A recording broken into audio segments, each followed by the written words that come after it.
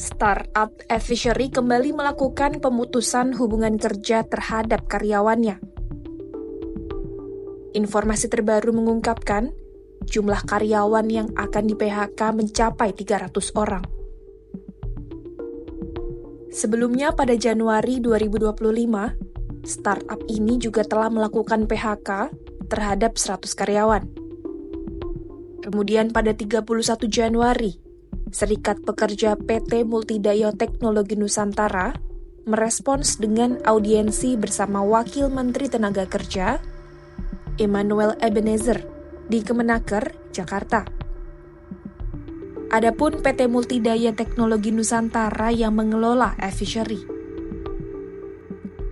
Sementara itu, Sekjen SPMTN, Icat, telah memperkirakan akan ada gelombang PHK lebih besar di Efficery pada Februari 2025. Meski di PHK, Icat menyebut perusahaan masih membayar pesangon karyawan.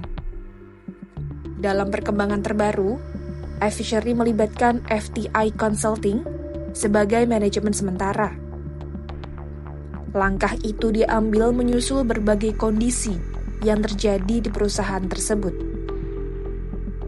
Dewan Direksi Efficery mengatakan, keputusan itu merupakan tindak lanjut dari informasi akhir 2024 terkait dugaan pelanggaran, termasuk fraud, oleh manajemen tertentu.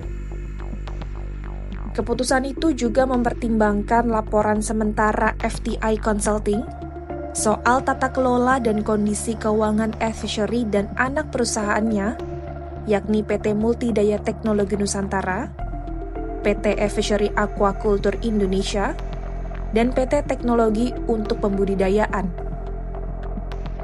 Keputusan tersebut diambil dengan persetujuan pemegang saham.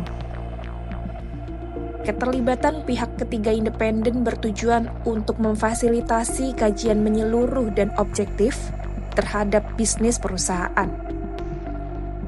Sebab dalam beberapa minggu terakhir, manajemen Efficery mengaku harus mengambil keputusan sulit untuk menyelaraskan biaya operasional dengan skala bisnis yang sebenarnya.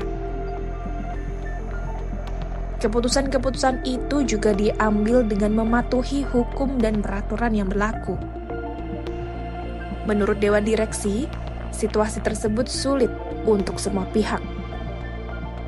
Oleh karenanya, Dewan Direksi akan bertindak dengan integritas dalam menangani situasi tersebut dan memperhatikan karyawan sesuai hukum. Pihaknya juga mengapresiasi dukungan dari karyawan dan seluruh pemangku kepentingan di tengah kondisi sulit itu. Manajemen Efficery juga menyadari, di luar dampak terhadap grup, kejadian tersebut juga berdampak pada ekosistem startup Indonesia dan komunitas di dalamnya.